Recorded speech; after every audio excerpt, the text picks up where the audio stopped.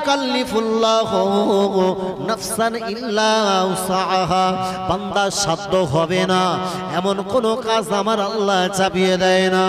ও জওয়ান যুবক সোনামণিকেরা, অনেক মায়ের কোলেতে এমন দুগ্ধপোষ্য সন্তান থাকে, ওই বাচ্চাটার মা যখন স্তন থেকে দুধ পান করায়, এমন যদি কোনো সন্তান যিনি মায়ের স্তনে দুধ পান করে, মায়ের স্তনে দুধ ছাড়া আর অন্য কিছু সন্তান খায় না গো, এই রকম যদি দুগ্ধপোষ্য সন্তান যদি থাকে, ওই মায়েকে যদি ডাক্তার যদি তাকে অনুমতি সাজেস্ট করে, ডাক্তার বাবু যদি তাকে বলে তুমি এ হালাতে রোজা রাখলে তোমার বাচ্চাটার ক্ষতি হতে পারে, তোমার বাচ্চাটার শরীরে অক্ষমতা দেখা দিতে পারে, ও জওয়ান যুবক সোনামণিকেরা, এই রকম একটা মহিলা নিজের বাচ্চার ব্যাপারে উনি তার দুধ পান করানোর ক্ষেত্রে উনি যদি মনে করে সারাটা দিন যদি রোজা রাখি আমার সন্তানটা আমার স্তনে দুধ পাবে না, বাচ্চাটার খোদার কষ্ট হবে, ইসলামে এরকম নারীর ব্যাপারে মাহে রমজানের রোজা পরিত্যাগ করার ব্যাপারে ছাড় দিয়েছে। ও জওয়ান যুবক সোনামণিকেরা, ও গো জওয়ান যুবক সোনা ভাইয়েরা, একটা বার ঠান্ডা মেজাজে বুঝুন গো যে ইসলাম আমি পেয়েছি কত সৌন্দর্যের বিধান। আল্লাহ চাইলে মাহে রমজানে আমার আল্লাহ পাক কোনো বান্দাকে তিনি তো ছাড় না দিতেও পারতেন। অনেক সময় অনেক মানুষকে লক্ষ্য করে দেখে একটা মুসাফির মানুষ যিনি একটা দূরবর্তী দেশে গমন করবে, ওই মানুষটা যদি কষ্ট হয় মুসাফিরের জন্য আল্লাহ পাক মাহে রমজানে রোজাটাকে ছেড়ে দিতে বলেছে। তবে শর্ত হলো যে রোজাটা বান্দা ছেড়ে দিল, ওই একটা রোজা পরবর্তীতে মাহে রমজান চলে যাওয়ার পরেতে ওই রোজাটাকে আবার পুনরায় কাজা, যে আপনার দেহের এক ফোঁটা রক্ত জামিনে পড়ে যাক, আমি সাত সালামি কখনো সেটাকে আমি অবনত শিয়রে মেনে নিতে পারি না। এক বছরে হবে না, চিল্লে হবে না, নারে তাকবীর। আল্লাহ নবী সাহাবী হযরতে সালামি রাদিয়াল্লাহু আনহু, ও জওয়ান যুবক সোনামণিকেরা, ওগো আমার হুগলি জেলার মানুষেরা, এক পর্যায়ে লক্ষ্য করে দেখা যায় আল্লাহ নবী সাহাবী হযরতে সালামি রাদিয়াল্লাহু আনহু জিহাদের ময়দানে যুদ্ধ করতে করতে হুজুরের দেহটা ক্ষত বিক্ষত হয়ে গেল, দাদ্দার করে খুন গড়িয়ে যায়, চোখ দিয়ে টপ টপ করে পানি গড়িয়ে যায়, জমিনের উপরে লটকে পড়ে রইল। আল্লাহ নবী বিশ্ব নবী আমার এক পর্যায়ে যখন যুদ্ধ সমাপ্ত হয়ে গেল, আল্লাহ নবী বললেন, ও আমার সাহাবীরা, আমার সমস্ত সাহাবীগুলার লাশকে একত্রিত করে দাও। আল্লাহ নবী সাহাবীরা সমস্ত সাহাবীর লাশ মোবারকগুলা একত্রিত জড়ো করলেন। আল্লাহ নবী ওই সমাগে হযরত সালামির দেহটা দেখবা পরে আমার নবী চোখে পানি ধরে রাখতে পারে না, এত কান্না কাঁদে, এতটা নোনাজারি করে। আল্লাহ নবী খাওয়াও করে কাঁদতে কাঁদতে বললেন, বাবা সাদ, তুমি তো চাইলে জিহাদের ময়দানে শাহাদাত বরণ নাও করতে পারতে গো, তুমি তো বিবাহ বন্ধনে আবদ্ধ হয়ে বিবির সঙ্গে তো সময়টাকে অতিবাহিত করতে পারতে।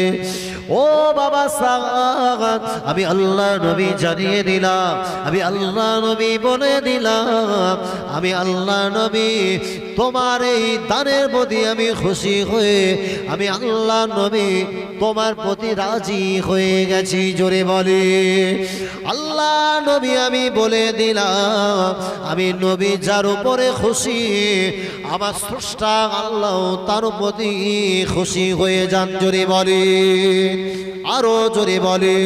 আল্লাহ নবী সাহাবীরা লক্ষ্য করে দেখে আল্লাহ নবী কিছু সময় তিনি জমিনের দিকে তাকিয়ে আল্লাহ নবী হাউ হাউ করে কাঁদছিলেন। কিছুটা পরে আল্লাহ নবী আল্লাহর আসমানে আসমানের দিকে তাকালে ওই অবস্থায় আমার নবী একটু মুচকে হাসি দিলে আল্লাহ নবীর কান্না, আমার নবীর আবার সাথে সাথে হাসার এই রহস্যটা নবীর সাহাবীরা জানতে পারে না গো। এক পর্যায়ে আল্লাহ নবীর একজন সাহাবা আমার নবীকে জিজ্ঞাসা করলেন, ইয়া রাসূলুল্লাহ, ইয়া হাবিবাল্লাহ, হুজুর আপনি কেন কিছু সময় আগে হাসছিলেন, আবার কেন আপনি কাঁদছিলেন? হুজুর আপনার হাসার কান্নার কারণটা কি বলবেন? আল্লাহ নবী বললেন, বাবা সাদ, আমি আল্লাহ নবী জানিয়ে দিলাম, আমি আল্লাহ নবী বলে দিলাম, ও আমার সাহাবীরা, আমি নবী লক্ষ্য করে দেখতে পেলাম আমার সাহাবী সাদ সালামী রাদিয়াল্লাহু আনহু জমিনের উপরে যখন তার দেহ মোবারক পড়ে রইল, আমি আল্লাহ নবী এমত অবস্থাতে আল্লাহ পাক আমাকে যখন আসমানের দিকে মুখ তুলতে বললে, আমি আল্লাহ নবী আসমানের দিকে মুখ তুললাম।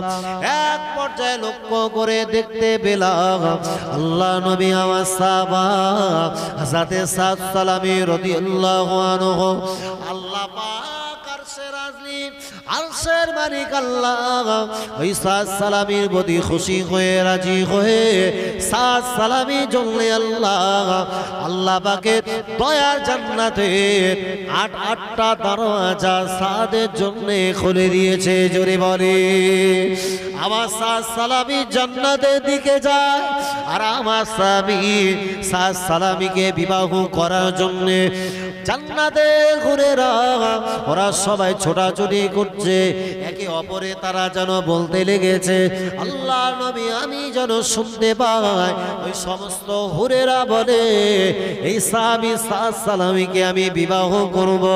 অপর একজন এই হুরে বলতে থাকে, আমি সাদ সালামীর সঙ্গে বিবাহ করব। ও আমার সাহাবীরা, আমি আল্লাহ নবী, আমি বিশ্ব নবী, এই দৃশ্যটা দেখবা পরেতে আমার মনটা খুশিতে বাগে বাগ হয়ে গেল। যে সাহাবী পৃথিবীর জমিনে যার বিবাহ হলো না, ওই সাহাবীকে আমার আল্লাহ পাক তার জীবন সঙ্গী বানানোর জন্য আল্লাহ জান্নাতের হুর তার জন্য আমার আল্লাহ পাঠিয়ে দিয়েছে। জোরে বলে, চিল্লে হবে না? নবী সাহাবী হযরতে সাদ সালামী রাদিয়াল্লাহু আনহু যিনি ইসলামের জন্য নিজের জীবন কুরবান করলেন বাবাজি, আর সেই ইসলাম যখন আমি পেয়েছি, সেই ইসলামের মর্ম দিতে আমরা শিখি না, সেই ইসলাম সম্পর্কে একবারও গবেষণা করি না। ও জওয়ান যুবক সোনা মানিকেরা, ইসলাম ধর্মের ভিতরে আমার জন্ম হওয়ার কারণে ইসলামকে নিয়ে কখনো আমি একটাবারের জন্য অ্যানালিসিস করি না। বাবাজি, আপনাদের এই নিকটবর্তী জায়গাতে আল্লাহর একজন মাহবুব বান্দা শুয়ে আছে, জীবনের মতো আল্লাহর ওরে জনম জনমের মতো ঘুমিয়ে আছে। ও জওয়ান যুবক সোনা মানিকেরা, আপনাদের এই হুগলি জেলা জমিনে ফুরফুরা জমিনকে যিনি ধন্য করে শুয়ে আল্লাহ পাকের ওরে, আল্লাহ পাকের মাহবুব ফুরফুরা বীর মুজাদ্দিদে জামান দাদা পীর কেবলা রহমাতুল্লাহ আলাইহি পৃথিবীর জমিনের কেমন একজন আল্লাহ প্রেমিক, দুনিয়ার জমিনে কেমন ইসলাম প্রেমিক, ইসলামকে মহব্বত করার কারণে আমার আল্লাহ পাক হযরতে ফুরফুরা বীর মুজাদ্দিদে জামান দাদা পীর কেবলা রহমাতুল্লাহ আলাইহি জীবনটাকে আমার আল্লাহ তিনি অত্যাধিক আলোকময় আলোকিত করে দিয়েছিলেন। জোরে বলে,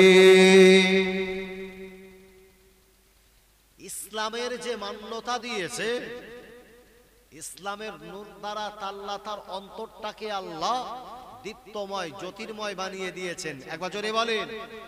আর যার দ্বারা ইসলাম কলুষিত হয়েছে, তার জীবনটা অন্ধকারাচ্ছন্নময় করে দিয়েছে।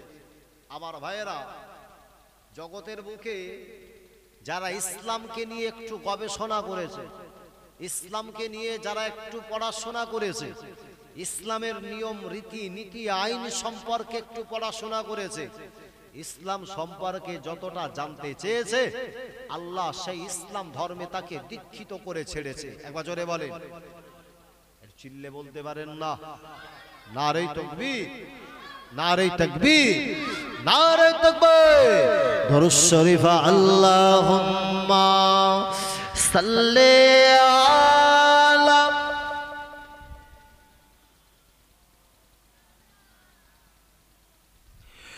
ওয়ালা আলি সাইয়্যিদিনা।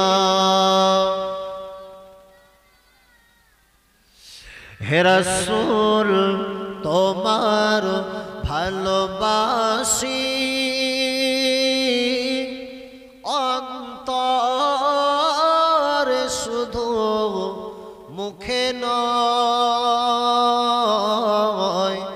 জান্নাতের আশায় নয় হে রাসূল, জাহান্নাম কেউ ডরি না। আল্লাহুম্মা সাল্লি আলা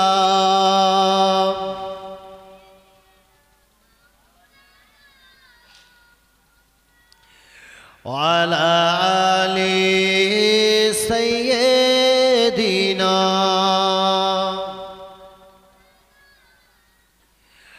আজ রওজায় শুয়ে থেকে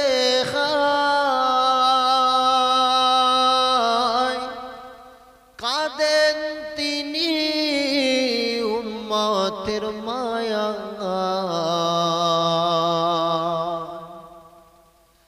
আজ রওজায় শুয়ে থেকে কাঁদেন তিনি উম্মতের মায়া। মওতের অশ্রু ভেজায় সালাম পাঠিয়ে দিলাম শিয়রে।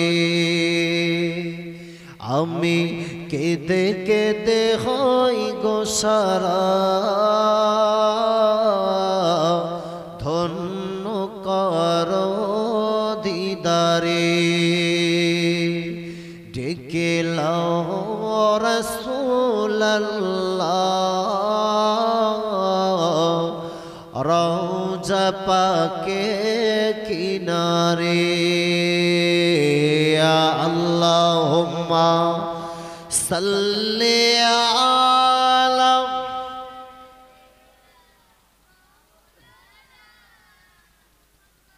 ওয়ালা আলি সাইয়্যিদিনা।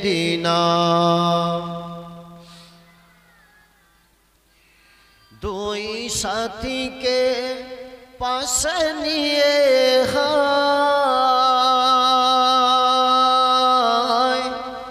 ঘুমিয়ে আছে নিঝুম নিরালায়। দুই সাথীকে পাশে নিয়ে ঘুমিয়ে আছে নিঝুম নিরালায়। সাড়া দাও রাসূলুল্লাহ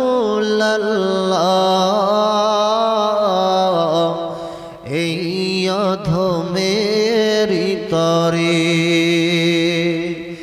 আমি কেঁদে কেঁদে হই গো সারা,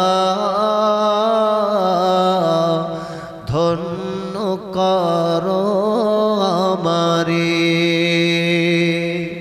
ডেকে লাও রাসূলুল্লাহ রওজা পাকের কিনারে। আল্লাহুম্মা সাল্লি আলা